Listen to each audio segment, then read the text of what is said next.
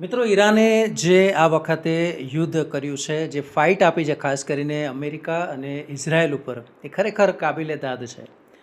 America એ વહેમમાં હતું કે super power છે એટલે ધારે તે કરી શકે અને ધારે તેટલા દિવસમાં યુદ્ધ પૂર્ણ કરી શકશે. પરંતુ આ પહેલીવાર એવું બન્યું છે કે અહીંયા અમેરિકાએ મોટી થાપ ખાધી છે. કદાચ ટ્રમ્પને એ અહેસાસ નહીં હોય કે ઈરાને કેટલી તૈયારી કરી છે. મહત્ત્વપૂર્ણ છે કે ઈરાને વર્ષોથી લગભગ 1980થી જે તૈયારી કરી છે અને તેનું અંજામ આજે અમેરિકા તો નથી ભોગવી રહ્યું. એટલા માટે અમેરિકા નથી ભોગવી રહ્યું કારણ કે અમેરિકા એ ઈરાનથી ખૂબ જ દૂર છે.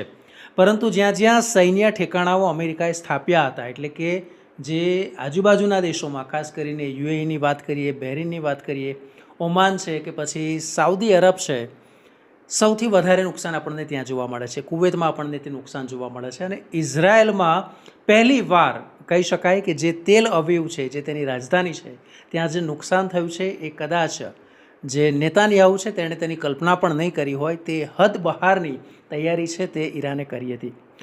વોર જ્યારે શરૂ થયું હતું ત્યારે એ વાત હતી કે પરમાણુ શસ્ત્રો ઈરાન ધરાવે છે અને આ મુદ્દે અમેરિકા સતત તેનો પીછો કરે, તેની પાછળ પડ્યું હતું.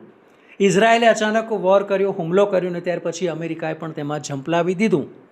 ખાસ વાત એ છે કે આખું એ જે વોર છે એ જે સ્ટ્રેટેજિક રીતે આગળ વધવાનું હતું એની બદલે ઈરાને આખું તે ડાયવર્ટ કરી દીધું અને ડાયવર્ટ કરી દીધું ઇકોનોમિક વોરમાં.